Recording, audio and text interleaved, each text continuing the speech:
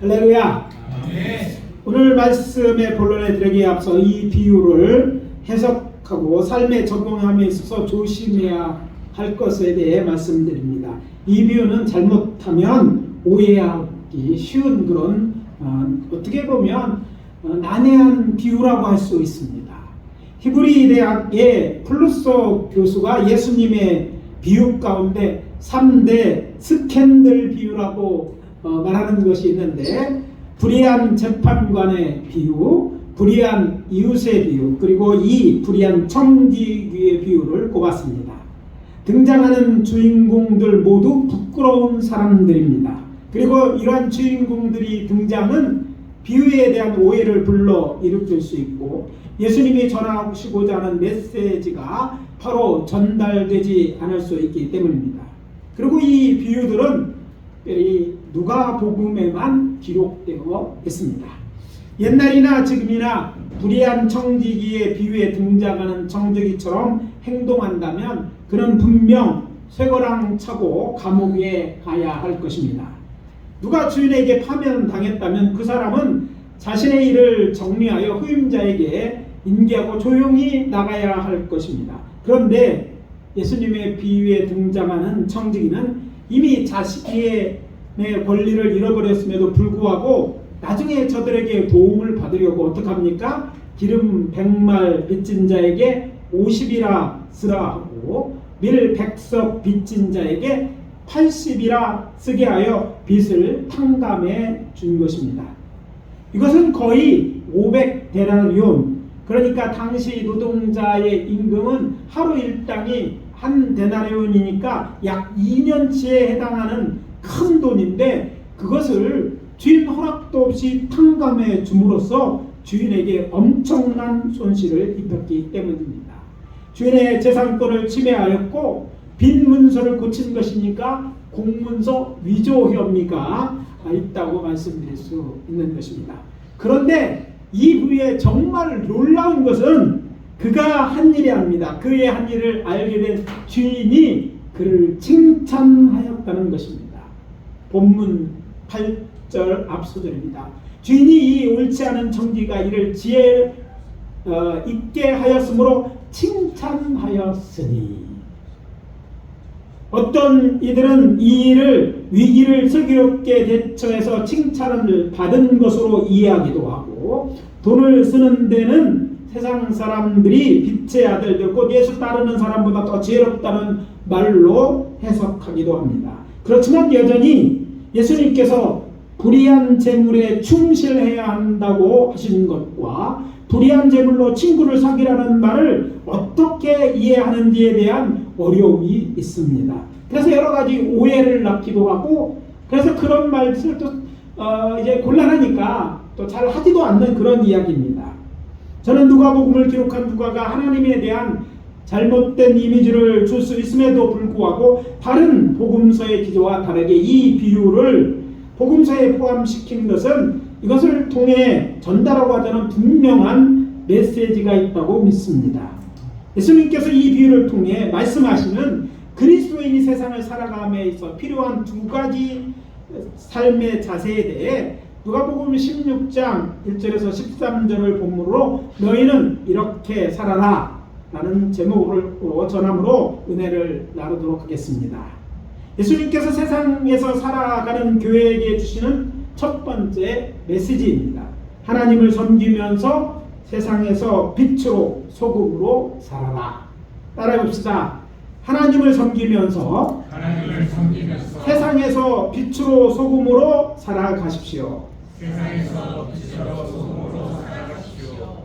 이 비유를 해석함에 있어 저는 키 곧 열쇠가 되는 말씀으로 본문 8절 9절을 봅니다. 주인이 옳지 않은 청지기가 이를 지혜롭게 하였으므로 칭찬하였으니 이 세대의 아들들이 자기 세대에 있어서 빛의 아들들보다 더 지혜로움이니라. 내가 너희에게 말하노니 불의의 제물로 친구를 사귀라. 그리하면 없어질 때에 저희가 영원한 처소로 너희를 영접하리라.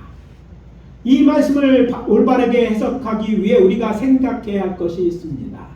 그것은 주인이 이 옳지 않은 청지기가 이를 지혜롭게 하였으므로 칭찬하였다고 하는데, 예수님께서는 그의 어떤 행동을 지혜로운 일로 보았는가 하는 것입니다. 먼저 이 주인이 청지기를 파면시킨 이유부터 우리가 알아야 보아야 할 것입니다. 본문 1절은 그에 대한 정보를 우리에게 제공합니다. 주인이 이 청지기에 대해 사람들에게부터 들은 정보는 이것입니다. 그가 주인의 소유를 낭비한다. 여기서 이해를 돕기 위해 예수님 당시 청지기의 직분이 어떤 것인지 알아야 합니다. 당시 유대 사회에서 청지기는 주인의 재산을 맡아서 관리하는 사람으로 종이나 하인과는 비교 없을 만큼 상당한 권한을 가진 사람을 가리키는 말입니다. 저들은 땅이나 포도주를 임대해 주거나 임대료를 결정하고, 또 팔레스타인에서 나는 곡식인 밀이나 올리브기름, 또 아몬드 열매 또는 포도주를 얼마나 사거나 팔고, 또 돈을 누구에게 빌려주고 또 얼마 이자를 받는 것, 이런 모든 것을 결정했습니다. 그런데 그가 주인의 소유를 낭비한다는 소문을 들은 것입니다. 그래서 그를 파면시키기로 주인이 결정한 것입니다. 이 말은 어쩌면 상당한 부분 사실처럼 확인되었거나 아니면 정황 증거가 분명했기 때문에 그렇게 결정했다고 우리는 생각할 수 있습니다. 그런데 주인이 본 것은 그런 통보를 받고 그가 취한 행동입니다. 예수님은 그의 생각을 이렇게 이야기합니다. 본문 3절입니다. 내가 청지기 복분을 잃어버리면 무엇을 할까? 땅을 파자니 힘이 없고 빌어먹자니 부끄럽구나. 생각이 여기까지 미치자 그는 자신의 직분을 빼앗긴 후에 사람들이 자신을 자기 집으로 영접할 수 있도록 주인에게 빚진 자들을 불러 저들의 빚을 탕감해 준 것입니다. 여기서 놓치지 말아야 할 것이 있습니다. 이 청지기는 주인의 재산을 자기 것으로 빼돌린 것이 아닙니다. 주인에게 빚진 사람의 빚을 탕감해 주었습니다. 청지기에게 그런 권한이 없는 게 아니에요. 권한이 있습니다. 그런데 문제는 그는 이미 해고를 당했기 때문에 이런 일은 그 전에 했으면 상관이었지만 해고된 다음에 한다는 것은 주인의 재산권을 침해하는 것이었다는 것입니다. 그러고 보니 그가 받은 혐의는 주인의 소유를 낭비한다는 소문인데 그렇게 보이잖아요. 빚을 탕감해 주는 것은 결국은 주인의 것을 낭비하는 것 같아요. 그런데 앞에서 말씀드린 것처럼 놀라운 사실은 주인이 그가 지혜롭게 했다고 말하고 있다는 거예요. 이 말씀은 예수님이 이 청지기가 지혜롭게 행동했다는 말과 같은 거예요. 여기서 놓치지 말아야 할 것이 있습니다. 이 청지기는 주인의 재산을 자꾸 빼돌리는 것이 아님에도 불구하고 이렇게 행동했다는 거예요. 그리고 이어서 말합니다. 불의의 재물로 친구를 사기라. 그러면 그 재물이 없어질 때에 그들이 너희를 영접할 처소로 영접하리라. 그러니까 불의의 재물로 사귄 친구가 너희를 영주할 처소로 영접하리라. 바로 이 말씀이 예수님이 우리에게 주는 메시지인 것입니다. 그렇다면 이 말씀을 해석하는 키가 되는, 열쇠가 되는 것이 뭡니까? 영주할 처소입니다. 영주할 처소, 시작이나 끝이 없는, 그러니까 영원한 처소 또는 장막 안으로 너희를 영접해 드릴 것이다. 이런 말이죠. 예수님께서 16장 1절에 보면 이 말씀을 당신의 제자들에게 말씀하셨으니까 너희들을 영원한 하나님의 나라로 인도해 줄 것이라는 말인 거예요. 어떻게 하면 이들처럼 불의의 재물로 친구를 사려면 그렇게 될 것입니다. 이런 말이 되기 때문에 우리는 이 말씀에 대해 생각할 필요가 있는 것이죠. 근데 여기서 한 가지 짚고 가야 할 것이 있습니다. 불의의 재물로 사귄 친구가 누구를 가리키냐 하는 것입니다. 여기에 이 말씀에 대한 오해의 뿌리가 있습니다. 이것을 어떻게 이해하느냐에 따라서 다른 결론에 이를 수 있다는 것이죠. 오늘날 사람들이 예수님이 말씀하신 불의의 제물로 사귄 친구를 옳지 않은 청지기가 빛을 탕감한 주인에게 빚진 자들이라고 많은 사람들이 그렇게 생각합니다. 근데 문제는 그렇게 되면 이 비유는 예수님께서 평소 제자들이나 사람들에게 하신 말씀들과 상반되기 때문에 이제 혼란스러워지는 것이죠.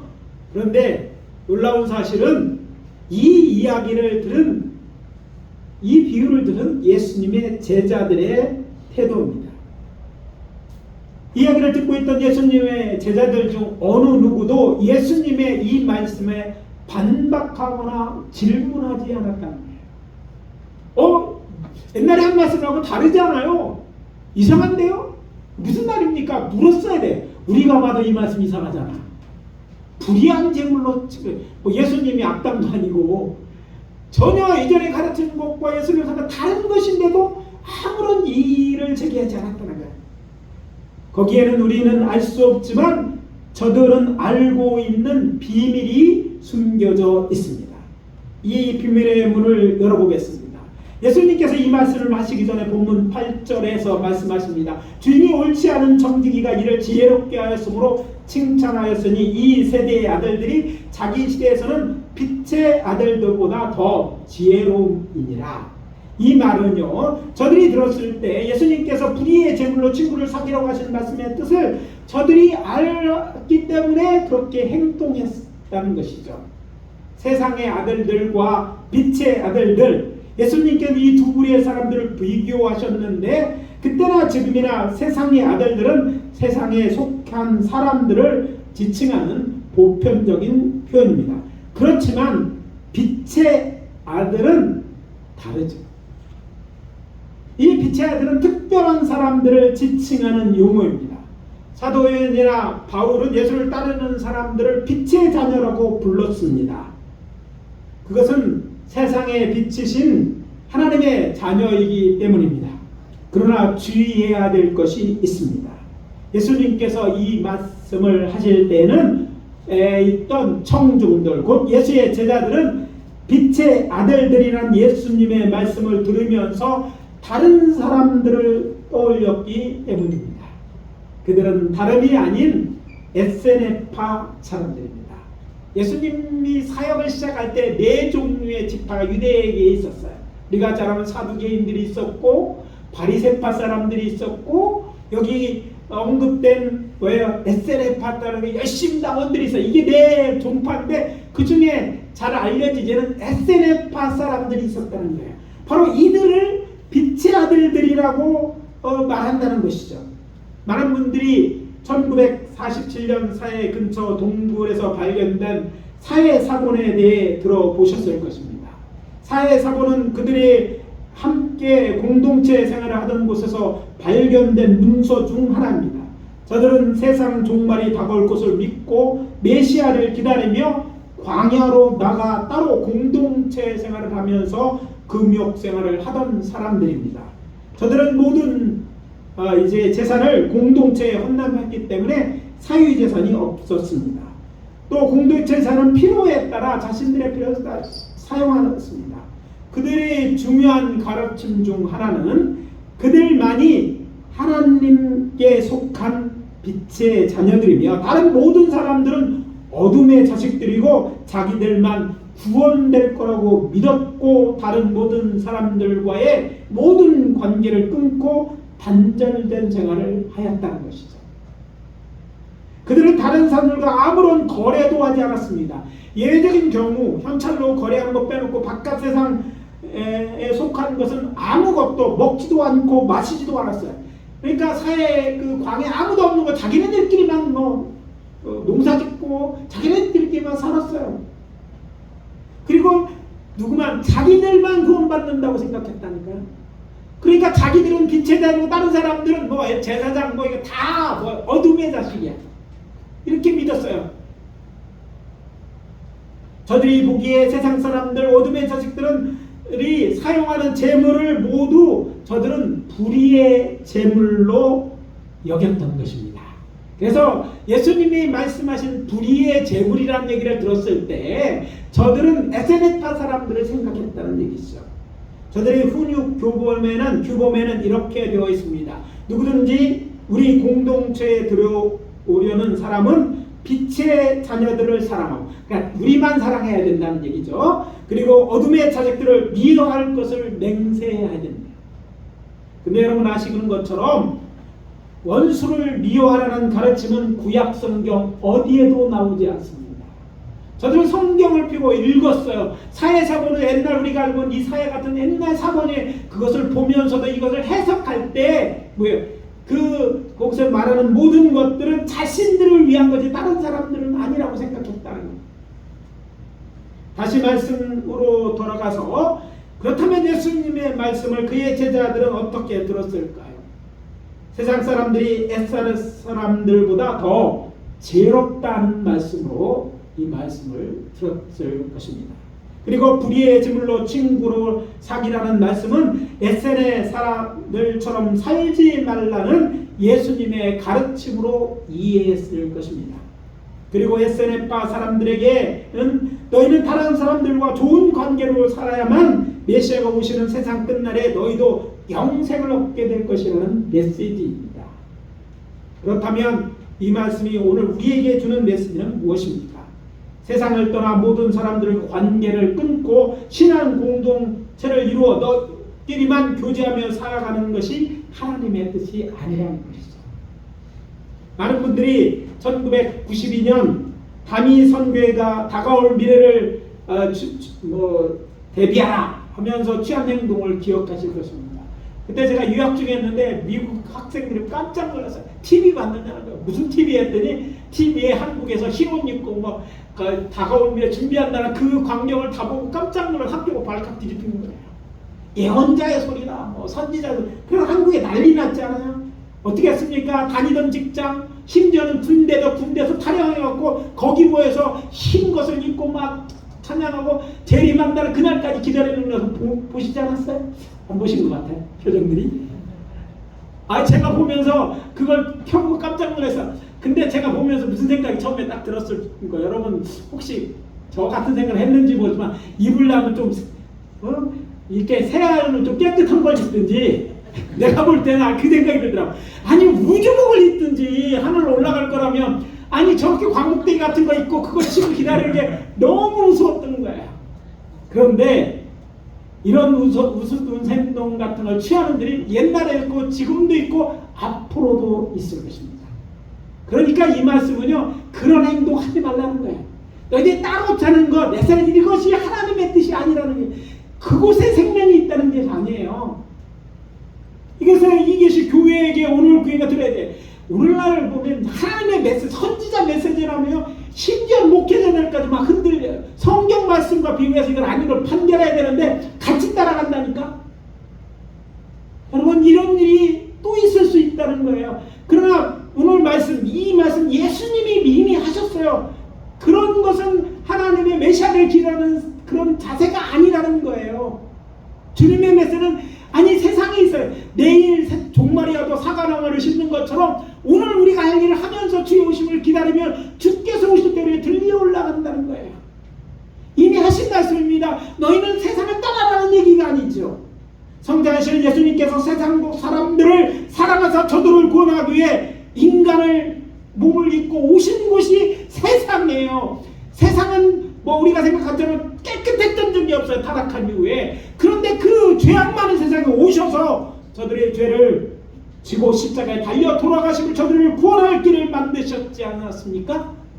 세상은 우리가 떠나야 될 곳이 아니라 주님이 찾아오시는 것은 왜? 그곳에 하나님이 사랑하는 사람이 있는 거예요. 구원받을 사람이 있는 거예요. 그래서 우리 믿는 자들이 있어야 될 곳은 저기 스자들이 가는 산 쪽이 아니라니까요. 우리는 세상이에요. 세상에서 어떻게 해요? 세상에 살면서 주님의 하는 말씀, 생명의 복음을 저들에게 전해요. 예수님은 세상에 와서 뭐라고 해요? 내가 곧 길이요 진리요 생명이다 말씀하시지 않았어요. 예수님이 부활이요 생명입니다. 그러니까 이것을 모르는 사람들의 같이 살아가면 그들에게 이것을 전해줘서 저들도 구원을 얻게 해야 되는 거예요. 너희가 세상의 빛이라, 너희가 세상의 소금이다 라고 말씀하신 거예요. 그래서 말씀드립니다. 세상을 미워하여 세상을 등지고 모여 사는 것이 아니라 세상에 살면서 복음을 전하여 저들을 구원의 길, 생명의 길로 인도하는 것이 우리가 해야 될 삶의 자세이고 우리가 있어야 될 것이라는 거예요. 아무리 어두운 세상이라 할지라도 세상의 빛으로 소금으로 살아가야 하는 것이 우리가 살아가야 될 삶의 자세라는 거죠. 그렇게 살기 원하시는 분들은 큰 소리로 아멘. 아멘. 어디서 선지자 또 얘기 나왔는데 거기 쭉 따라가서 야 들어봐, 이런 말 하는 일이 없어야 될 줄 알아요. 예수님이 말씀하신 거예요. 다른 사람이 아니라. 그래서 너무 귀가 얇고 말씀을 몰라서 그러는 거예요. 말씀 안에 서십시오. 예수님이 세상에 오셨다라는 걸 기억하시면 돼요. 우리가 사는 건지 그 어두운 세상 빛과 소금을 내고 우리에게 그 세상에 살면 뭐예요? 저들에게, 모르는 자들에게 이 구원의 소식을 전하는 것, 우리가 해야 될 일이라는 것 기억해야 될 줄 믿습니다. 둘째, 하나님을 대적하는 일이 아니면 모든 일에 충성을 다하라. 따라해 봅시다. 하나님을 대적하는 일이 아니면 모든 일에 충성을 다해야 한다. 오늘 본문 10절 12절 말씀입니다. 지극히 작은 것에 충성된 자는 큰 것에 충성되고 지극히 작은 것에 불의한 자는 큰 것에도 불의합니다. 너희가 만일 불의한 재물에도 충성하지 아니하면 누가 참된 것으로 너희에게 맡기겠느냐. 너희가 만일 남의 것에 충성하지 않으면 누가 너희 것을 너희에게 주겠느냐. 작은 것에 충성된 자가 되라. 그렇습니다. 작은 것에 충성된 자에게 큰 것을 맡기시는 일이기 때문입니다.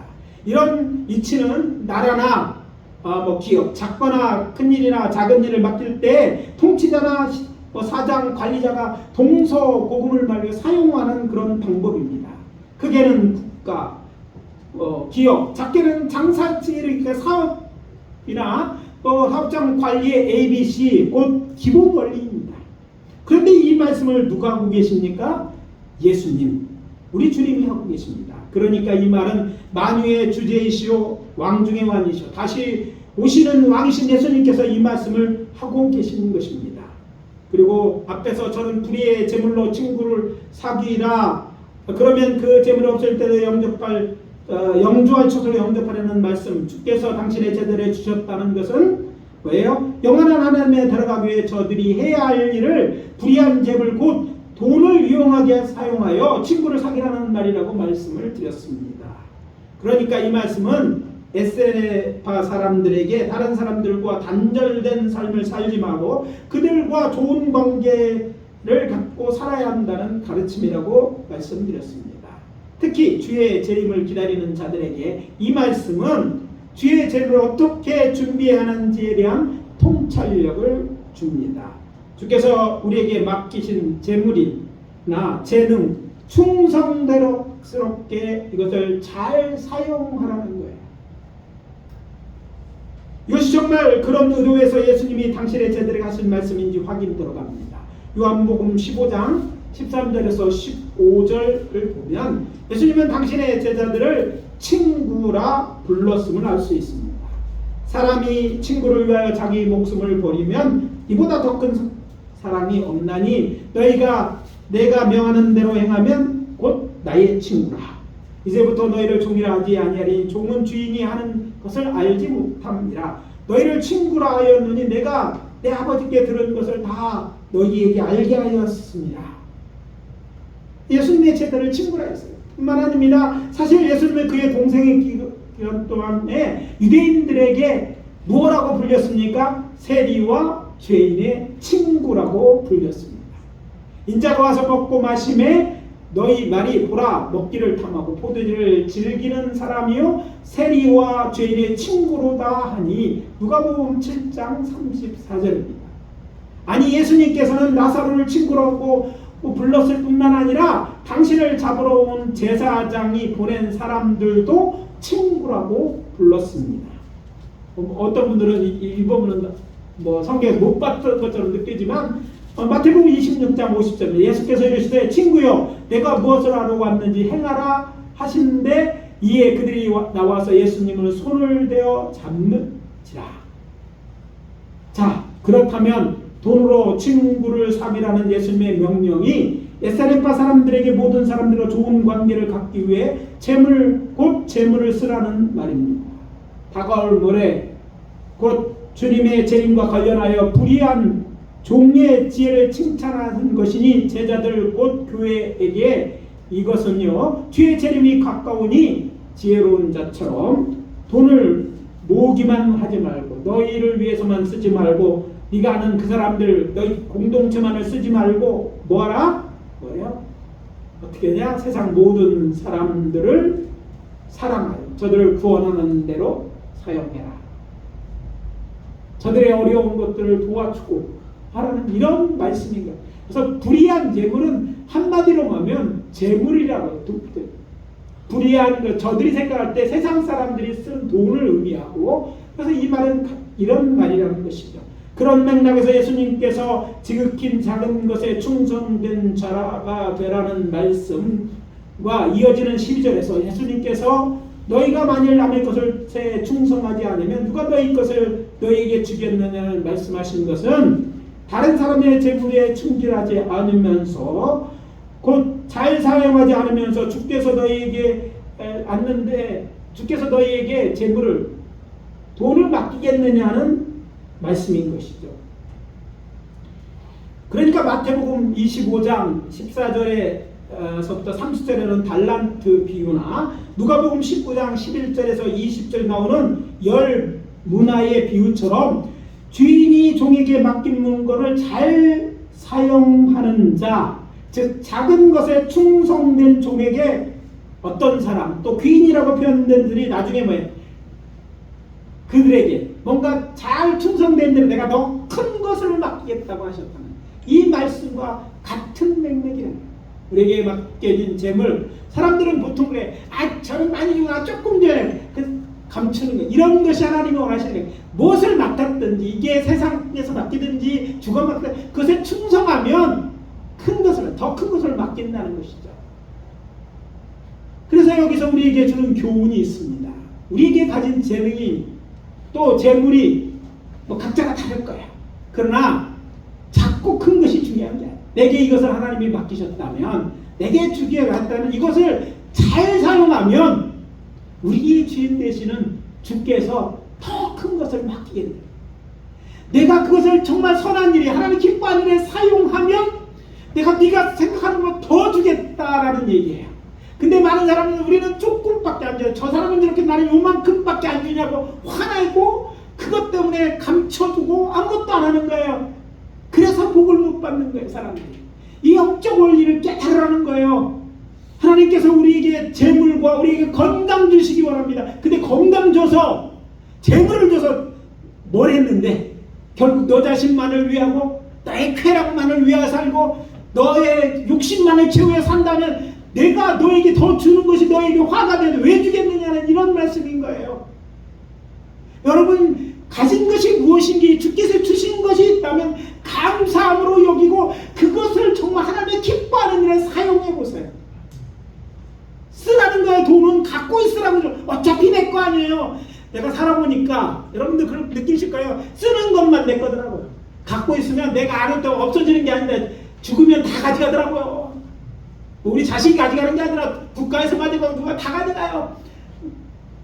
이런 거 생각 안 해보셔서 내 것이 뭔가 내가 집 살았으니까 내 거고 땅 살아 내 것 같은데 이름만 여러분 것이지 정말 내 것이 아니에요. 이게 속고 있는 거예요. 정말 내 것을 만들어요. 주님이 맡긴 것 그것이 어떤지 재물이든지 재능이든지 그게 하나님의 기뻐. 이웃을 행복하고 이웃을 좀 어려운 도와주고 이웃을 사랑 만난다게 하고 하나님을 섬기게 하고 주의 일에 사용하고 선교 일에 사용하고 아무도 아멘을 안 해. 이런 데 사용하면 하나님이 너에게 더 큰 것으로 주시지 않겠느냐 이 메시지를 우리에게 하고 있는 거예요. 우리는 져야지 합니다. 내가 지금은 아니니까 더 커야지 더 많이 알아야지 한다고 하는데 그렇지 않더라는 거예요. 그래서 이 영적 원리를 깨닫는 은혜가 여러분에게 있어야 돼요. 아멘. 어떤 분은 그렇게 하나님 속고만 살았나? 예, 많이 속아보셔서 그런 것 같아요. 이게 원리예요. 사람이 욕심이에요. 그리고 이게 사탄의 그 세상에서의 물들음이 이렇게 되는 거예요. 그래서 뭐 비유라고 하면 뭐 절에서는 하는 얘기 같은데, 내가 있는 이것 정말 하나님의 기뻐하는 일에 사용해보세요. 하나님의 영광이 드러나게 보세요. 아무리 작은 것이라도 뭐 줄 수 없는 게 아무것도 없는 사람이 없다고 얘기하잖아요. 그 작은 것, 어쩌면 그 여러분이 갖고 있는 시간의 일부라도, 여러분이 갖고 있는 노동의 일부라도 하나님의 영광, 하나님의 사람이니까 저 사람 불쌍히 하고 저들을 책망하거나 하는 게, 예수님 그렇게 하지 않았잖아요. 죄인지 뻔하면 그 책망하지, 예수님처럼 그들에게 다가가고 그들이 온 걸 알아봐 들어주고 그들의 흘림땀을 인정해주고 그들에게 작은 것을 나눠주고 할 때 그리스도의 영광이죠. 이것은 주께 한 것이 되고 주께 갚으니, 그것이 작은 것이라 할지라도 주님은 더 큰 것으로 맡기게 될 줄 너희들을 믿으라는 말씀을 지금 우리에게 하시고 있는 거예요. 아멘. 그런데 오늘 본문에서 우리가 말씀을 마무리하기 전에 놓치지 말아야 할 것이 있습니다. 그것은 바로 제일 마지막 구절에 나오는 경고문입니다. 본문 13절입니다. 즉 하인이 두 주인을 섬길 수 없나니 호기를 미워하고 저를 사랑하거나 호기를 중히 여기고 저를 경외할 것입니다. 너희는 하나님과 재물을 겸하여 섬길 수 없느니라. 너희는 하나님과 재물을 겸하여 섬길 수 없다. 무슨 말입니까? 재물을 섬겨서는 안 된다. 그러니까 돈이 너희의 주인이 되는 것을 경계하라는 거예요.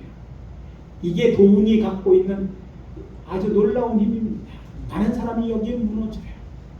돈이 어느 날 여러분의 주인이 될 수 있어요. 돈 하다.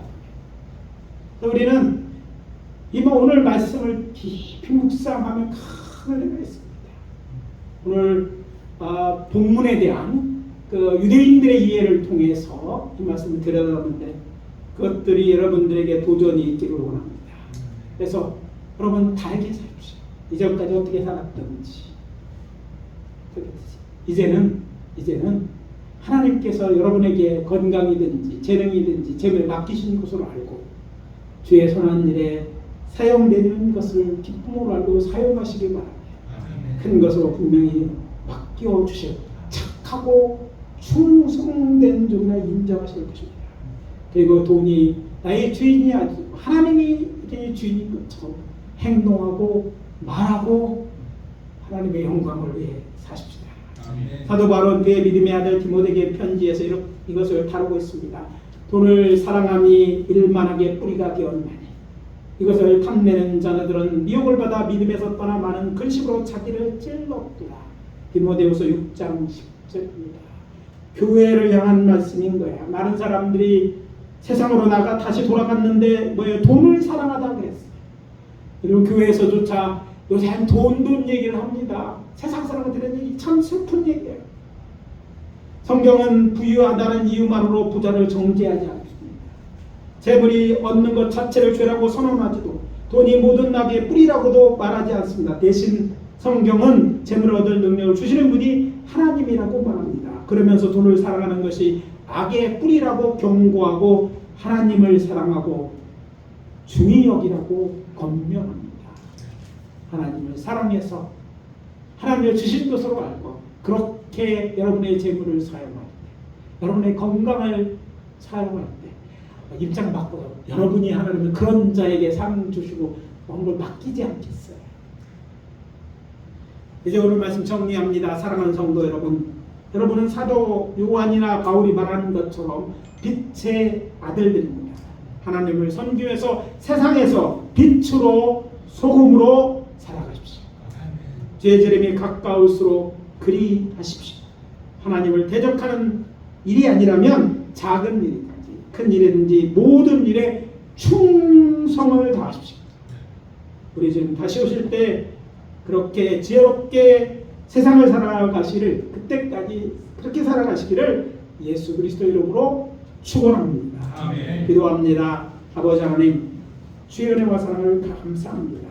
오늘 이 말씀, 어려운 말씀이지만 이 말씀에 담겨있는 그 주님의 의미, 또 우리에게 이렇게 살아가는 그 권면을 우리 마음에 새기게 도와주시고 정말 하나님만 사랑하고 아버지 하나님이여 주께서 원하는 세상에서 빛과 소금으로 살아가는 저희들 되게 도와주시옵소서. 아멘. 하나님, 우리가 주의 일을 감당함에 있어서 선한 일에서 우리에게 건강이 필요합니다.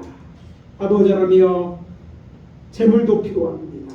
주님 허락하여 주시옵소서. 아멘. 무엇을 주셨든지 먼저 그것을 위해 충성되이 일하는 저희들 되게 도와주시고 하나님 더 큰 것으로 맡겨주시고 하나님만 영광받아 주시옵소서. 아멘. 예수 그리스도의 이름으로 축복하며 기도합니다. 아멘.